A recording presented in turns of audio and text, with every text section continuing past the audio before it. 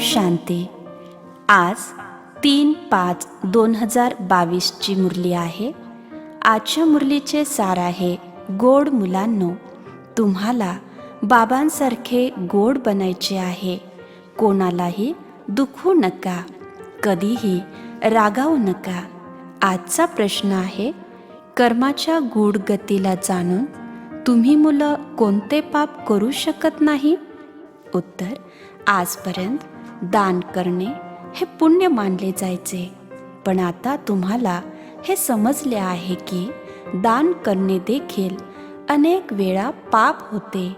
कारण जर तुम्ही अशा मनुष्याला दान दिले जो त्या पैशाने पाप करेल, त्याचा तुमच्या स्थितीवर नक्कीच परिणाम होईल.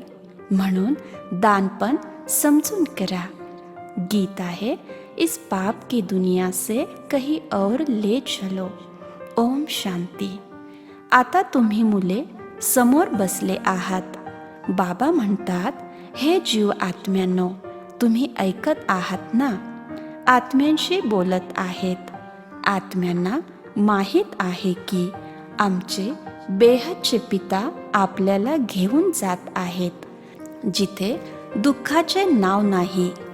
गीतेमध्येही असे म्हटले आहे की या पापाच्या दुनियेतून आम्हाला पावन दुनियेत घेऊन चल. पतित दुनिया कशाला म्हणतात हे मनुष्यांना कळत नाही. पहा, हल्ली मनुष्यामध्ये कामविकार आणि क्रोध किती तीव्र आहे. क्रोधाच्या वश होऊन ते म्हणतात की आम्ही देशाचा नाश करू. असेही म्हटले जाते की हे परमेश्वरा, आम्हाला अज्ञान अंधारातून प्रकाशाकडे घेऊन चल. कारण ही जुनी दुनिया आहे. कलियुगाला जुने, सतयुगाला नवयुग म्हटले जाते. शिवपित्याशिवाय कोणीही नवीन युग निर्माण करू शकत नाही. आमचे गोड बाबा आता आम्हाला दुःखधामातून सुखधामाकडे घेऊन जात आहेत. बाबा, तुमच्याशिवाय आम्हाला स्वर्गात कोणीही नेऊ शकत नाही.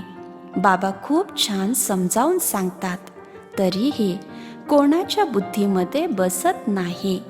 यावेळी तुम्हाला बाबांचे श्रेष्ठ मत प्राप्त होत आहे. सर्वोत्तम विचार करून आपण सर्वोत्तम बनत आहोत. जर तुम्ही येथे श्रेष्ठ बनलात तर तुम्ही श्रेष्ठ जगात उच्च पद मिळवाल. हे भ्रष्ट रावणाचे जग आहे. स्वतःच्या मताचे पालन करणे यालाच मनमत म्हणतात. बाबा म्हणतात, श्रीमताचे पालन करा. परत वेळोवेळी आसुरी विचार तुम्हाला नरकात ढकलतात. क्रोध करणे पण राक्षसी गोष्ट आहे. बाबा म्हणतात, एकमेकावर रागावू नका, प्रेमाने चाला. प्रत्येकाने स्वतःसाठी मत घ्यावे. बाबा म्हणतात, मुलांनो, तुम्ही पाप का करता? पुण्यपूर्वक काम करा. स्वतःचा खर्च कमी करा. हे सर्व कर्मकांड करण्यात, तीर्थयात्रा करण्यात, संन्यासाकडे जाण्यात किती खर्च करता? बाबा त्या सर्वापासून मुक्त करतात. लग्नात लोक किती खर्च करतात? कर्ज घेऊनही लग्न करतात. एक तर कर्ज घ्यायचे आणि दुसरे अपवित्र बनायचे. ज्यांना अपवित्र व्हायचे आहे त्यांनी पतित बनावे. जे श्रीमतानुसार पवित्र बनतात त्यांना का अडवायला पाहिजे? मित्र, नातेवाईक इत्यादी भांडण करतील तर तुम्हाला ते सहन करावे लागेल. मीरानेही सर्व काही सहन केलं नाही का? बेहदचे पिता येऊन तुम्हाला राजयोग शिकवून भगवान भगवतीचा दर्जा मिळवून देतात. लक्ष्मीला भगवती, नारायणला भगवान म्हणतात. कलियुगाच्या शेवटी सर्व अपवित्र आहेत. मग त्यांना कोणी बदलले? बाबा येऊन स्वर्ग किंवा रामराज्य कसे स्थापन करतात हे आता तुम्हा मुलांना कळले आहे. आम्ही येथे सूर्यवंशी किंवा चंद्रवंशीचे पद मिळवण्यासाठी आलो आहोत. जे सूर्यवंशी सुपुत्र आहेत ते चांगल्या प्रकारे अभ्यास करतील. बाबा सर्वांना समजावतात की तुम्ही प्रयत्न करून मातापित्याचे अनुकरण करा. असे प्रयत्न करा की तुम्ही त्यांचे वारस बनाल. मम्मा बाबा म्हणता तर भविष्य सिंहासनधारी बनून दाखवा. बाबा म्हणतात इतका अभ्यास करा की जे माझ्यापेक्षा उच्च पद मिळवाल. अशी अनेक मुलं आहेत जी वडिलांपेक्षा उच्च पद मिळवतात. बेहदचे पिता म्हणतात मी तुम्हाला जगाचा स्वामी बनवतो. मी थोडेच बनतो. किती गोड बाबा आहेत. त्यांची श्रीमत प्रसिद्ध आहे. तुम्ही श्रेष्ठ देवता बनता. परत 84 जन्म घेऊन आता अपवित्र झालेले आहात. हा विजय आणि पराभवाचा खेळ आहे. हारणे आणि जिंकणे हा खेळ आहे. मायेकडून पराजय झाल्यास हार आहे. मायेला जिंकल्यास जीत आहे. मन अक्षर म्हणणे चुकीचे आहे. मन अमन असू शकत नाही. मन तर विचार करेल. विचार न करता मन राहील. परंतु किती वेळ? कर्म तर करावेच लागेल नाही का? ते समजतात गृहस्थ धर्मात राहणे म्हणजे कर्म करणे नाही. या हठयोग संन्याशांचीही आपली भूमिका आहे. त्यांचा पण एक निवृत्ती मार्गाचा धर्म आहे. बाकी कोणत्याही धर्मात घर घाट सोडून जंगलात जात नाहीत. जर कोणी सोडले आहे तर ते संन्याशांना पाहून सोडले आहे. बाबा काही घरापासून वैराग्य देत नाहीत. बाबा म्हणतात तुम्ही खुशाल घरी राहा पण पवित्र राहा. जुन्या दुनियेला विसरा. मी तुमच्यासाठी एक नवीन दुनिया बनवत आहे. शंकराचार्य संन्याशांना सांगत नाहीत की मी तुमच्यासाठी नवीन दुनिया निर्माण करतो. त्यांचा सीमित संन्यास आहे ज्याद्वारे अल्पकालीन सुख मिळते. अपवित्र लोक जाऊन मस्तक टेकतात. पवित्रतेचा पहा किती मान आहे. आता बघा किती मोठमोठ्या इमारती वगैरे बनवतात. मनुष्य दान करतात. यामुळे काही पुण्य तर जमा झाले नाही. मनुष्याला वाटते की आम्ही जे काही ईश्वरासाठी करतो म्हणजे पुण्य आहे. बाबा म्हणतात माझ्यासाठी तुम्ही कोणकोणत्या कामात लावता. जे पाप करत नाहीत त्यांना दान द्यायला पाहिजे. जर त्यांनी पाप केले तर तुमच्यावरती त्याचा परिणाम होईल. कारण तुम्ही पैसे दिले. पतितांना देत देत तुम्ही गरीब झालेले आहात. पैसे सर्व वाया गेले आहेत. असे केल्याने अल्पकालीन आनंद मिळतो. हे देखील एक नाटक आहे. बाबांच्या श्रीमताचे पालन करून तुम्ही आता पावन बनत आहात. पैसेही तुमच्याकडे खूप असतील.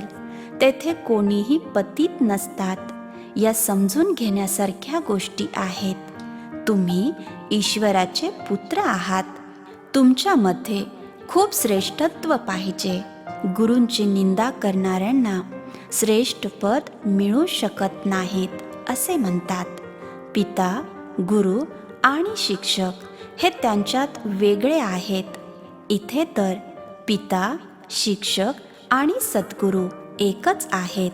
जर तुम्ही कोणती उलटी चाल चाललात तर तुम्ही तिघांचेही निंदक बनाल.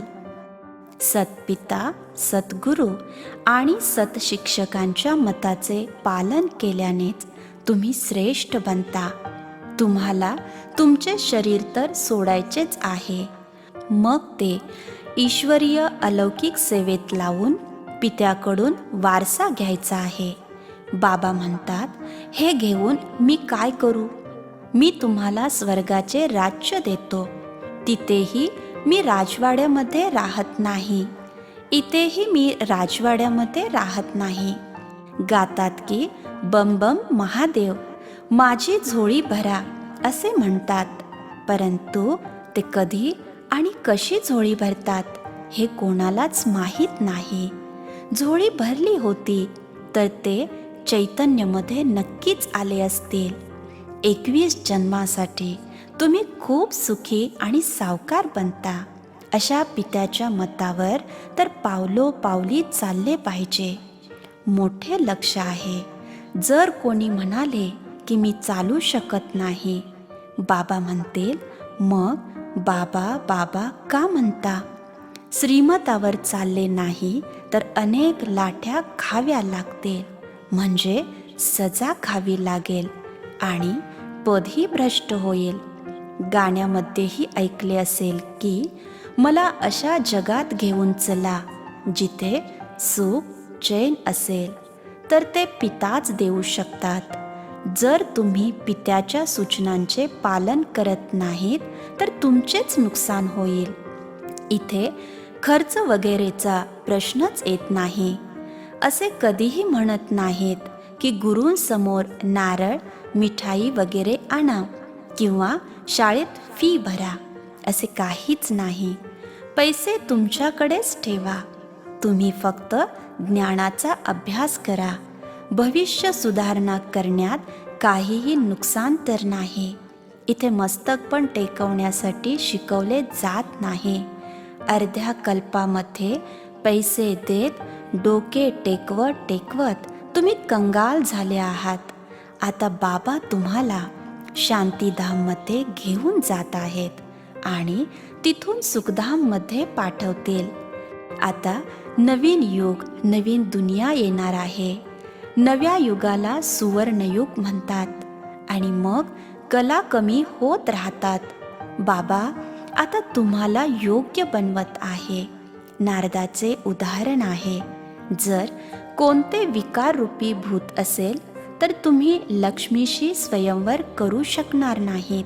मुलांनो, तुम्हाला तर आपापले घर सांभाळायचे आहे आणि सेवाही करायची आहे. प्रथम हे सोडून आले कारण त्यांना खूप मार खावा लागला. खूप अत्याचार झाले.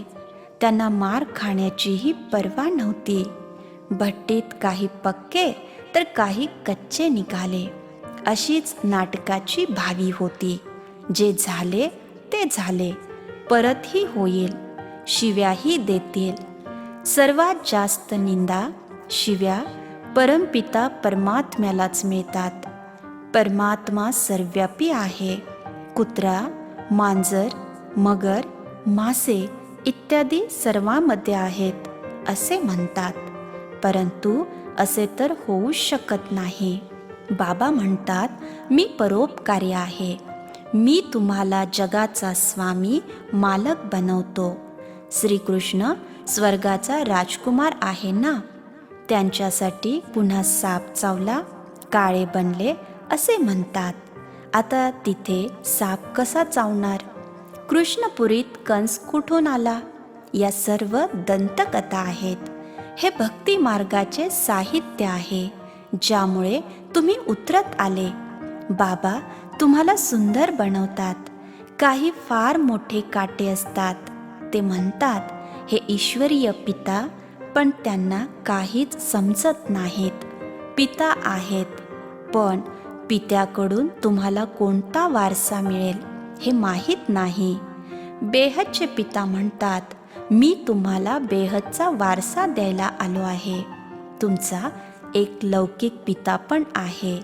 दुसरा अलौकिक प्रजापिता ब्रह्मा आहे. तिसरा पारलौकिक पिता शिव आहे. तुम्हाला 3 पिता आहेत. तुम्हाला माहीत आहे की ब्रह्माद्वारे आम्ही वारसा घेत आहोत. म्हणून तुम्हाला श्रीमताचे पालन करावे लागेल, तरच तुम्ही श्रेष्ठ बनाल. सतयुगात तुम्ही प्रारब्ध भोगतात. तेथे तुम्ही न प्रजापिता ब्रह्माला ना शिवाला ओळखतात. तेथे फक्त लौकिक पित्याला जाणतात. सतयुगात एकच पिता असतो. भक्तीमध्ये 2 पिता आहेत, लौकिक आणि परलौकिक पिता. या संगमयुगात 3 पिता आहेत. इतर कोणीही या गोष्टी स्पष्ट करू शकत नाही. त्यामुळे निश्चय व्हायला पाहिजे. असे नाही की आता तुमचा विश्वास आहे, परत लगेच संशय येतो. आत्ता जन्म घेतला आणि लगेच मृत्यू, ज्ञान सोडले तर वारसा नष्ट. अशा पित्याला तर सोडायला नाही पाहिजे. जेवढी तुम्ही निरंतर आठवण कराल, सेवा कराल, तेवढे तुम्हाला उच्चपद मिळेल.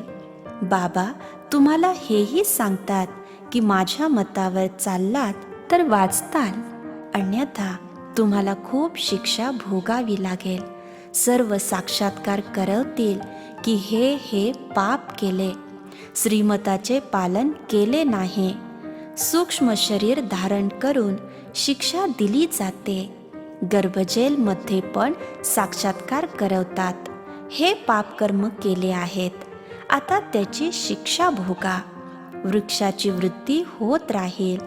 जे या धर्माचे होते आणि इतर धर्मात गेले आहेत ते सर्व परत येतील. बाकी सर्व आपापल्या विभागात जातील. वेगवेगळे विभाग आहेत. झाड कसे वाढते ते पहा. छोट्या छोट्या फांद्या निघतील. तुम्हाला माहीत आहे की गोड बाबा आम्हाला परत घेऊन जाण्यासाठी आले आहेत आणि म्हणूनच त्यांना मुक्तिदाता म्हणतात. ते दुःखहर्ता सुखकर्ताही आहेत. मार्गदर्शक बनून सुखधाममध्ये घेऊन जातील.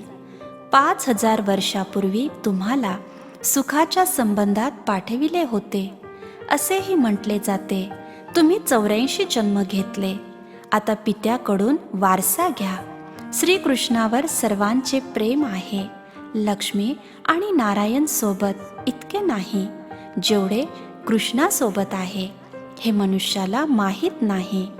राधे आणि कृष्णच लक्ष्मी नारायण बनतात हे कोणालाच माहीत नाही. आता तुम्हाला माहीत आहे की राधे कृष्ण वेगवेगळ्या राज्यांचे होते आणि नंतर स्वयंवरानंतर लक्ष्मी आणि नारायण झाले.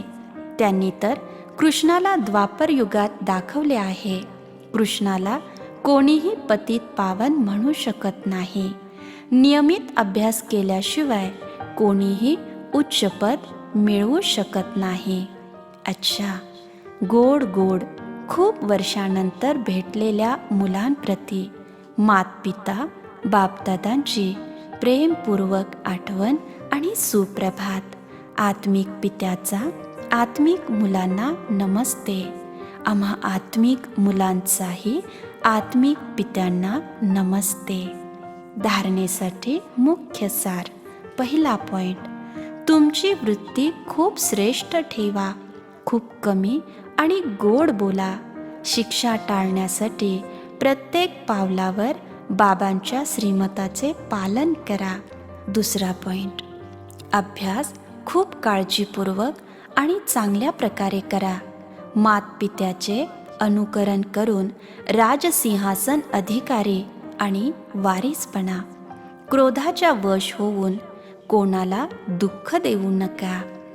आजचे वरदान आहे, साधारण कर्म करतानाही उच्च स्मृती आणि स्थितीची झलक दाखवणारे पुरुषोत्तम सेवाधारी भव. साधारण कर्म करतानाही उच्च स्मृती आणि स्थितीची झलक दाखवणारे पुरुषोत्तम सेवाधारी भव. ज्याप्रमाणे खरा हिरा कितीही धुळीत लपलेला असेल पण तो त्याची चमक नक्कीच दाखवेल, त्याचप्रमाणे तुमचे जीवन हिऱ्यासारखे आहे. तर कोणत्याही वातावरणात, कोणत्याही संघटनमध्ये तुमची चमक म्हणजेच ती झलक आणि फलक सर्वांना दिसून येईल. जरी तुम्ही काम साधारण करता पण तुमची स्मृती आणि स्थिती अशी श्रेष्ठ हवी की पाहूनच वाटावे की ही कोणी सामान्य व्यक्ती नाही. हे सेवाधारी असूनही पुरुषोत्तम आहेत. बोधवाक्य आहे, खरा राजऋषी तोच आहे ज्याची संकल्पामध्येही कुठे आसक्ती नाही. ओम शांती.